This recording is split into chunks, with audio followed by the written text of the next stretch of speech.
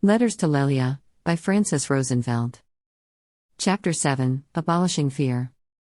Sister Novis, Lelia whispered, so softly that Novis, who had just returned from a rock-climbing expedition, and was struggling to put away her gear on a high shelf, almost didn't hear her.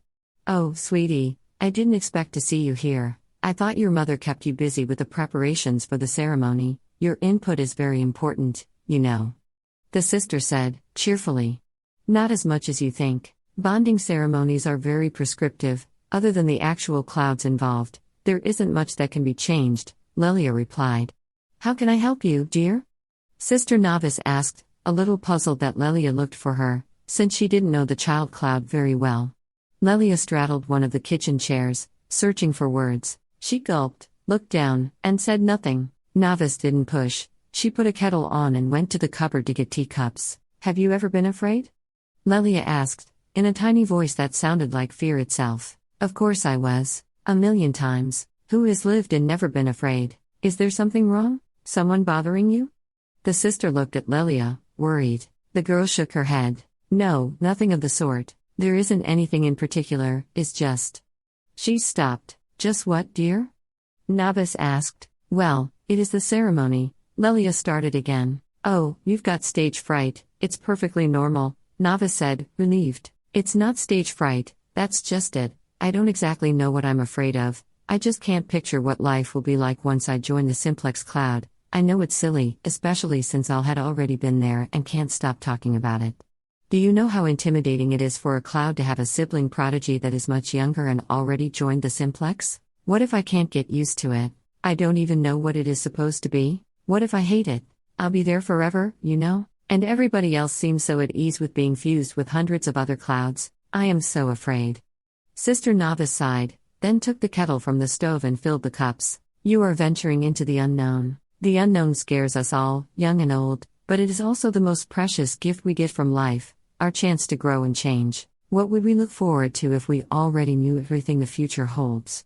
Sister Novis said, "I feel so silly. Al tells me all these stories about the simplex, and what she's doing there, and Dad spends all of his time there, but he's also here, see?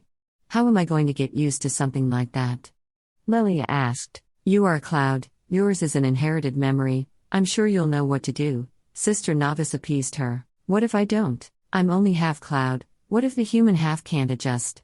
Lelia said. "Al seems to be perfectly fine," Novis replied. "That's why I feel silly even talking about it." Lelia lowered her gaze. "The unknown is a challenge for all of us. You can't always be sure when you open a door what you're going to discover behind it, but if you don't open it, you will always be controlled by your fear. It's okay to be unsure or afraid, and it's okay to make mistakes, too," Sister Novis answered. "And it's okay to not be able to explain what you're afraid of." "I was worried that you'd laugh at me," Lelia said. "Believe me, child, I would be the last person in the world to laugh at someone for being afraid," Sister Novis said. "You know that recommendation, do the thing you're afraid of, and the death of fear is certain? In my experience I found this advice to sound a lot better in theory than it does in practice." "What do you do, then?" Lelia asked. Sister Novis paused, unsure if she should continue. She didn't want to upset Lelia even more, but the girl was looking at her, with large eyes insisting on an answer, so she continued. "You learn to live with it," she said. "Live with what?" Lelia asked. "Fear, uncertainty, doubt, you just learn to incorporate them into your life. After you stop fighting uncertainty you get to see past it, and notice many doors open where you thought was just one. You think of your bonding ceremony as a sequence of events when in fact it is an expansion of possibility, like acquiring an extra sense or being able to fly. You don't know what to do with an extra sense, but you have a lifetime to explore its potential. How do you know all this?" Lelia asked, doubtful. "Because I stood in front of my own doors, wondering whether I should open them, baby. Did you ever wish you didn't?" Lelia asked. "Statistically speaking, you are always better off opening a door than not opening it. Of course, statistics rely on the law or large numbers, so, the fewer the instances, the less predictable your outcome is. That's why you need to move past mistakes quickly, you learn something from every experience anyway." "But," Lelia hesitated, "that feeling of uncertainty, I never want to feel like that again, it is sheer agony." "Yes, it is. You are saying I have to enjoy feeling this way?" Lelia asked, whimpering. "I didn't say you had to like it. Nobody likes it. I just said get used to it and don't let it affect the decisions you make. If you make a decision while you set your fear aside, the decision may be right or wrong, but if you make it based on your desire to escape your fear, the decision will always be wrong. Why can't I just stay away from the things that make me uncomfortable? Lelia asked. There is no place in the universe where you can be safe from your fears. Wherever you run, they will find you. It is like trying to outrun your own shadow, and just as life-wasting. Wouldn't it be easier to just not be afraid of anything? Lelia asked. Everybody is afraid of something, dear, and that which you are afraid of will torment you until you look it square in the eye and stop running from it. What are you afraid of? Lelia asked. Sister Novis paused and frowned, searching for a good example of her fears. It wasn't easy, but she finally found it. Hell. Landing Bay, Terra 2, July 9, 3245. Dear Lelia, since our beloved sister Roberta invented the solenoid, I have to say I indulged my wanderlust with zest. You never know what you're going to find on a new planet, and being the first human there is the icing on the cake. I gave all the trips reasonable preparation. I'm an adventurer, not a fool, and in time I gather the confidence that I can handle myself reasonably well in any new environment, no matter how hostile.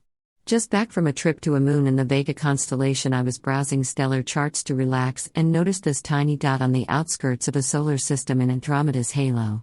To my surprise, the tiny planet lay in the habitable range, and a closer look at Roberta's data from the probe showed an enchanting world with bright blue vegetation and shallow pools filled with sticky glycerin, complements of the plant life's decomposition processes. The sun was small, but quite close, which made the entire landscape look weird, with long, thin shadows stretching endlessly in response to the blindingly bright pinprick in the sky. Curiosity got the better of me, and despite the fact that I was still tired from the recent trip, I immediately started planning a visit to the quirky little planet. I figured I didn't need much. The atmosphere was breathable, the water was drinkable if you absolutely had no choice, and we weren't going to stay long anyway, just enough to get some recordings and bring back a few samples. You know it's our custom to never go alone, and Sister Roberta was quite irked that I'd just come back from a trip and I already wanted to drag another long-suffering sister with me to this unremarkable planet, when everyone was so busy with their research. Her disapproval amplified tenfold when she realized that none of the sisters wanted to or could come, which meant she would have to be my partner for this off-schedule, last-minute, unsanctioned trip. I've known Roberta practically forever, so I wasn't daunted by her tantrums, and her guilt trips fell on deaf ears. You know how she can make you reevaluate your entire moral code when you do something that displeases her. She ranted for a while, and then, in characteristic manner, noticed a detail about the proposed exploration zone that piqued her interest and completely reversed her attitude.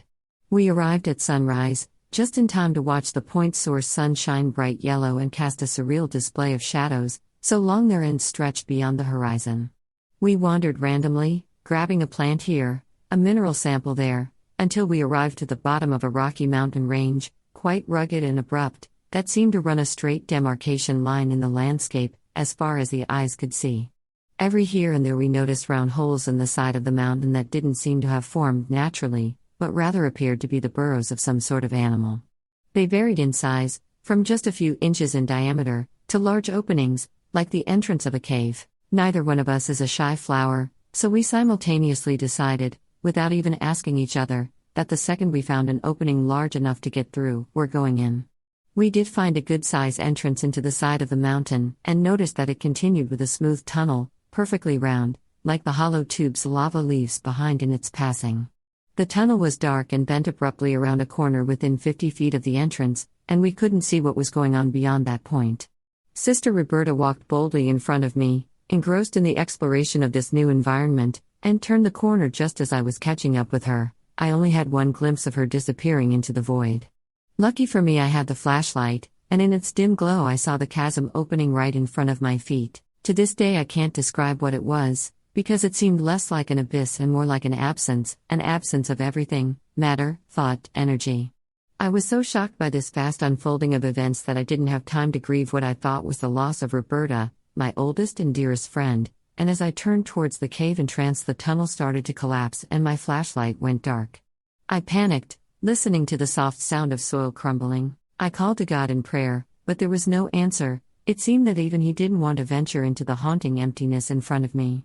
I was so terrified I started hyperventilating, and that made me lightheaded, so when I heard Roberta's voice resonating from the void, I was sure I was hallucinating. Novis, Novis, what on earth are you doing? Come on, sister, we don't have all day, I want to get back to my work. Sister Roberta called, in a very calm voice, from the pool of nothing in front of my eyes, while the edge of the rift kept crumbling at my feet. I turned to stone, and even if I had had the mental courage to move, my body didn't listen to me. I instantly decided that I wasn't going to be afraid of Roberta, whether she was alive or dead, but hesitated to reply to the ghostly voice, if nothing else because I wasn't sure that in my fright and grief I wasn't imagining it.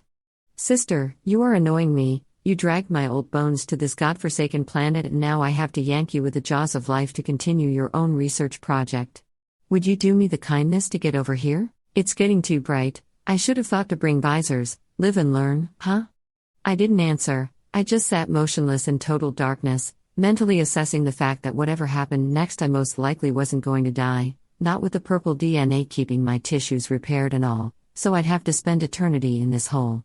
Hours passed. That seemed like forever, hours during which Sister Roberta kept calling me, more and more alarmed, and I became more and more despondent, curled up in the fetal position next to a boulder, unable to move. I prayed and cried, with sharp shrieks, I thought, although I later realized no sounds actually came out of my mouth, and tried to block Sister Roberta's calls, which became more and more insistent as time advanced. Sister, I don't know what's gotten into you, and I really don't care to find out right now, but for the love of God, move from that place already. The window of opportunity is closing, and I only programmed the solenoid for one return trip. I'm not sure who knows we're here. At any rate, if we miss the window, there will be days until they find us, if at all. If you ever trusted me in your entire life, trust me now when I tell you to get up from that spot and step forward. Her voice had a gravity I never heard before, and real or imagined. I felt the urgency of her call in the pit of my stomach, and all my instincts told me not to doubt that the danger she was talking about was genuine.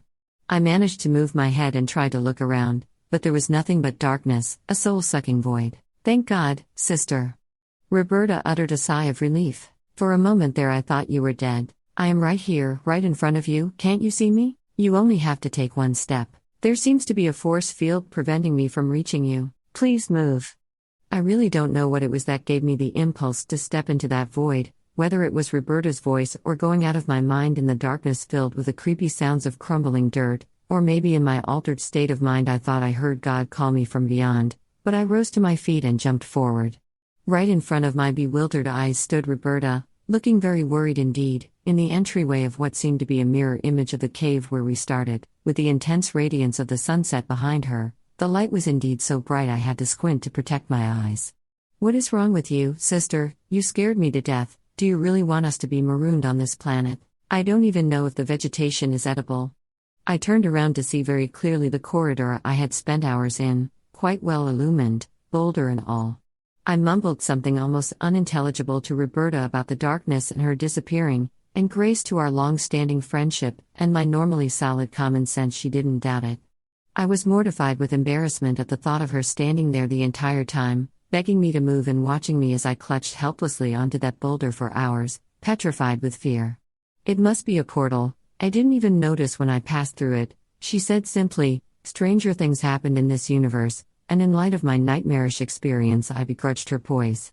Did we pass through to the other side of the mountain range? I asked unsteadily, trying to sound rational. No, we're on the same side. It's the same cave entrance too, only backwards. Look, you can see the solenoid from here, she nudged. I looked out to acknowledge the solenoid and then turned around again to take one more look at the corridor and the boulder I had held on for dear life, and it was still there, innocently defying me, almost within arm's reach. Sister, if you regained your wits, we have exactly 3 minutes before the window closes, and 100 feet to the solenoid. Run. She grabbed my arm and hurled me forward, so abruptly I almost fell. After we got back home, I decided to trim back my enthusiasm for exploration a bit, to give this lovely incident some time to sink in, and tried to stay out of Roberta's way until she forgot the details of our shared experience. Fat chance of that. She never forgets anything. You could store the Institute's archives on her brain. I've never been scared again after that. I'm not sure why, and began to look at life with keener eyes. I started enjoying the splendid landscapes of Terra too, the delightful perfume of vanilla and gardenia, our communal meals, especially when Sister Jessie is cooking and Sister Abigail is not, our talks to God in prayer. To this day, I'm not sure what I could have done differently and can't help feeling embarrassed that I made a complete fool of myself, but it didn't dissuade me from exploring, quite the opposite. I just allow for a lot more unforeseen aspects in my travel plans now. When I stepped into that void, I let go of every certainty I had about life, every certainty other than the omnipresent love of God. What I lost in certainty, I gained in inquisitiveness, and my fear turned to this intense interest about the workings of the universe and awe of how much of existence we don't understand. Your mother is going to be mad at me when she reads this story. I think she was hoping for something heartfelt and uplifting, but I say there's room for cautionary tales, especially for children. We wouldn't want you to end up standing petrified in fear in front of an open door now, would we? Live courageously, Sister Novis.